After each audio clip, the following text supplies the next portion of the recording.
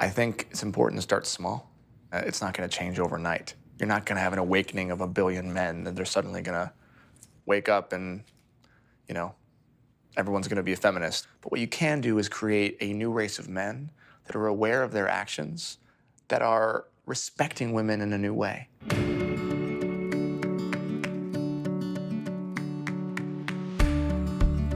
Growing up, I was raised in the Baha'i faith. My mom was really my spiritual teacher. If it weren't for my mom, there is no chance I would be the man I am today. I remember at a very young age just always feeling like I could connect more with girls than I could with boys. The boys in like elementary school and middle school and then high school, guys would be pretty rough on me. A lot of young men, they don't know what to do with all of these feelings that they have. So it comes out as rage.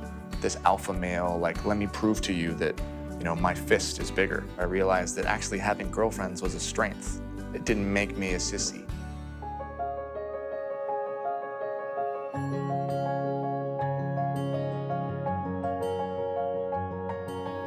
It's been a very interesting experience to be on a show that's run by women. From top to bottom, it's a show that is truly about female empowerment, and they're backing it up by actually doing it. They're giving these young women a chance to build their reels on an award-winning show.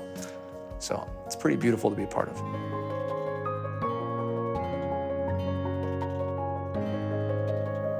So many things come to mind when you have a daughter born into this world. So just a deep responsibility to let her have a role model of a dad that empowers her to believe that anything is possible and that she can do anything that anybody else can do, regardless of whether or not she's a woman. And so I started to go down the path of redefining, in my mind, what it means to be a man and using my platform to both empower women and to show that as a man, I can love my family.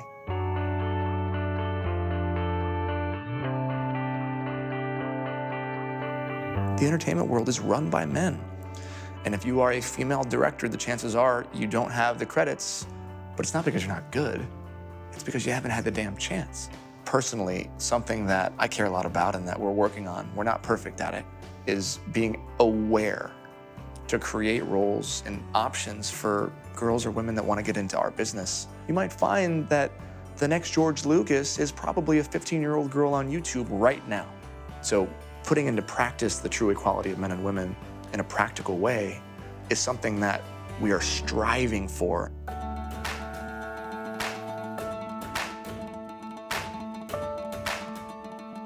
Of just like expanding outside that boundary of comfort. In the same way, it's the vulnerability, right? It's Totally, all man. comes back to that. And as men, as we attempt to be more vulnerable, as we have these conversations, how can we be comfortable in the uncomfortable? I've decided to use my little platform to change the conversation of what I think it means to be a man. Giving men permission to check into another part of themselves that maybe they haven't been, you know? A man that's open and vulnerable and emotional, that's okay talking about his feelings.